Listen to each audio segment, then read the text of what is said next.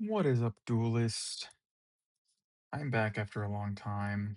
And recently, as of yesterday, I won an OTS Championship with Fiendsmith ROLAD or Fiendsmith Ladder or whatever you want to call it. And it was pretty cool. Went X1 into top cut and then one out from there. Uh, yeah, it was pretty fun. Super glad I was able to win.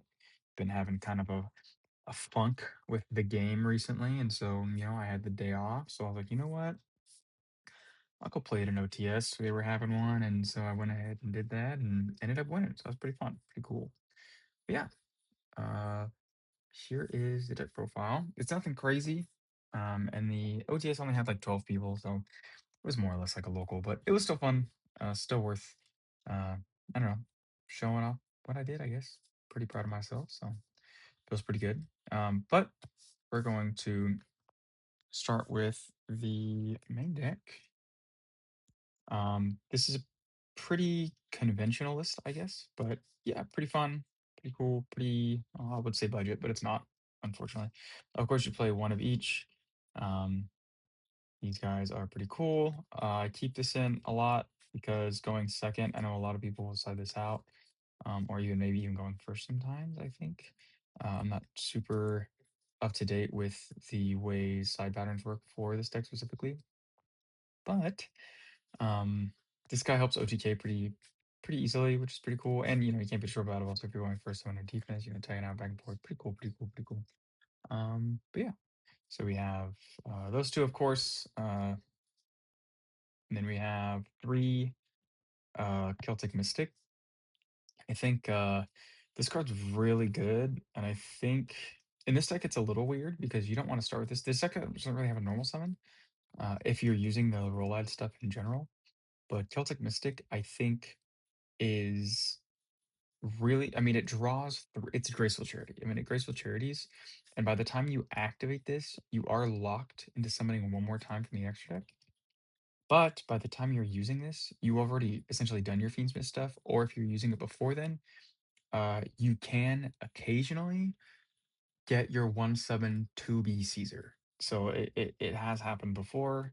But yeah, and its tribute effect to summon a ritual from hand did come up for me yesterday twice, where they spell the ritual spell to add back, and you can just you normal this, draw three, discard two, use this, tribute itself, and then summon a ritual anyways.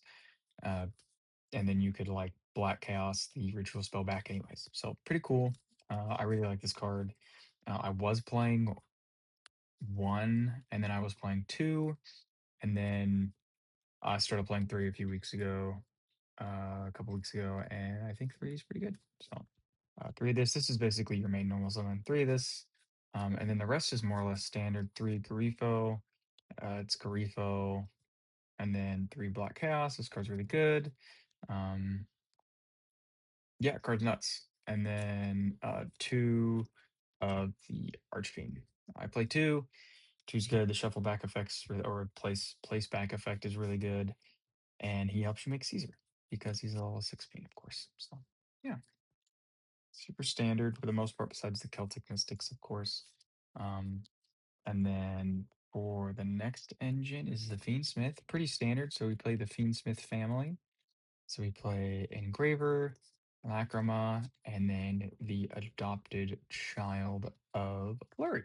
So pretty Omega standard, quite literally nothing special about this. That's just your main monster count, your engine monsters, and Lurry. This is not really an engine monster. And then your hand traps. So we play three Fua, three Perulia, three Ash, and two Droll.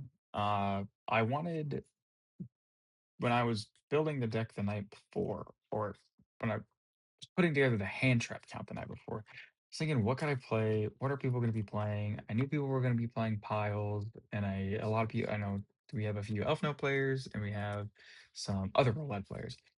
Um, and so that's kind of what I was building my hand trap deck around. Hand trap stack, I guess. I don't know what the fuck to call it. You know. So I wanted high impacts, besides you.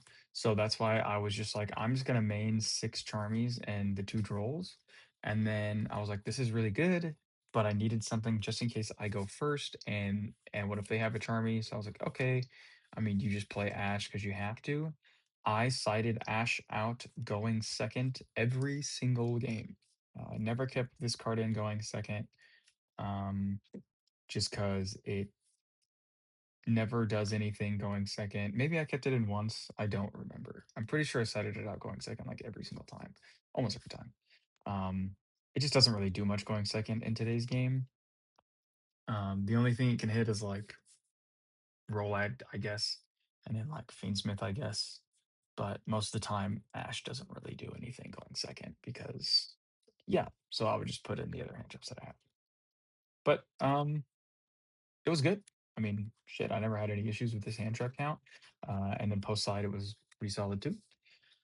And then onto the spells, two ladder, and then 3 ragged records. Yeah, I think 2 is like you have to play 2 because if they banish 1, like 1 I was playing, 1 got SP'd. Luckily, I still had a second one. So and then especially if you have 1, like 2 engrave and they like shuffle 1 back, your um, Black Chaos is still protected, so that's pretty cool as well. And Ragged Records just literally searches anything you want, so pretty solid. And then after that, we have more spells. We have 3 tracked, of course, for the Fiendsmith stuff, and then 3 F and V, and then All by. So these are all the spells. Just you want to see tracked. FNV is really good. This card's just like incredibly good. I could see it going to 2, but I think it's just a really solid. It's just like a better MST that just recurs itself, or I guess well, better MST. It's a better just target pop, I guess. But a lot of the times I'm using this to pop a spell or trap or like mind shuffle or something. Um, and then call by is just call by. Call by is really good because you can add it back with black chaos, the ritual. So having 2 called bys is just incredible, especially because called by is not once. So the fact that you can use 2 of them in 1 turn is pretty disgusting if you have to use it. Otherwise, you can just add backtrack for follow up, which is what I did most of the time. And then a few times I'd add back call by because it was there. So, um, and then trap cards, 2 mind shuffle, and then the Fiendsmith trap. I did main this it was good. I drew it 1 time. I was able to discard it off of the Celtic Mystic, so it was fine. And then Mind Shuffle 2. You play 2 because you have to, not because you want to. But you could play 1, I guess. You don't have to play 2. You play 1, maybe. This deck's 44 cards, I'm pretty sure. Yeah, 44. So I just tried to make the deck a little bigger so that I wouldn't draw it. I only drew it once. And then I only drew this once. So out of what 8 what was it 4, 5, 6 rounds, I think total. I only drew, and they were 2 different games. So, and that was once 1 round per, not match. I drew it once in that match. So like round 1 or round 2 or whatever, or game 1 or game 2, whatever, you know what I mean. But yeah, so that is the full. That's the main deck. I don't know what I would change. I'll think about it. And then now we have the extra. Extra deck's pretty simple.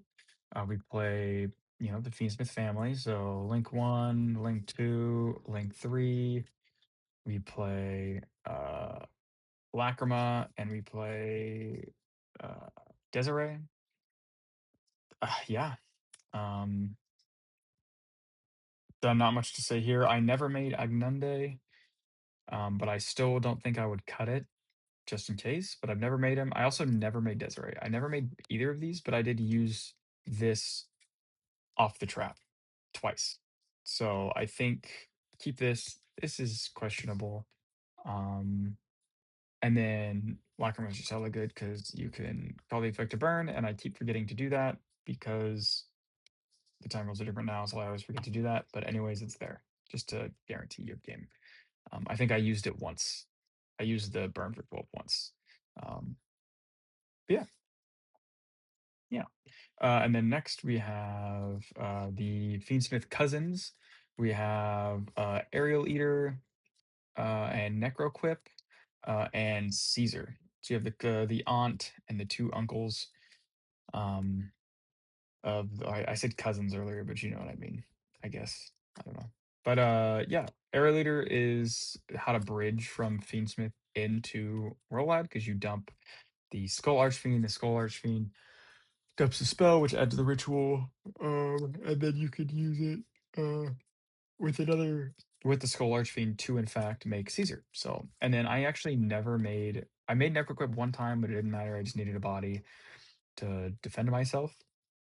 But I made Aerial Leader more than I made Necroquip. So I guess there is a chance you could remove Necroquip for something, but um I don't know. It's just another level 6, I guess. By the time I summoned Necroquip, I already used the Engraver in hand, so it didn't matter. And then we have kind of generic stuff that can be almost anything. We have IP, SP, Gorgon. I never made any. That's a lie. I made this. Um, I never made either of these. Um, Even with this, I just had this on board because I needed a body. But I never made either of these. I threw in Gorgon the morning before attorney because I needed another thing to go into, and I was like, Charmer, Cortin Bloom or whatever isn't going to do anything for me here. So I was just like, fuck it. I like Gorgon as a card, so I'll play Gorgon. I just felt like playing it. Never came up, never summoned it, so no idea if it'd be good or not. Maybe, who knows? And then I played Typhon and Chaos Angel. Um, I never made Typhon. There was a moment where I thought I was going to, but I never did. And then Chaos Angel, I made 2 or 3 times, I think. I don't know, I don't remember much. I think oops. But I, definitely had this, really cool game I had against I lost to him round 2, and then I beat him in the finals.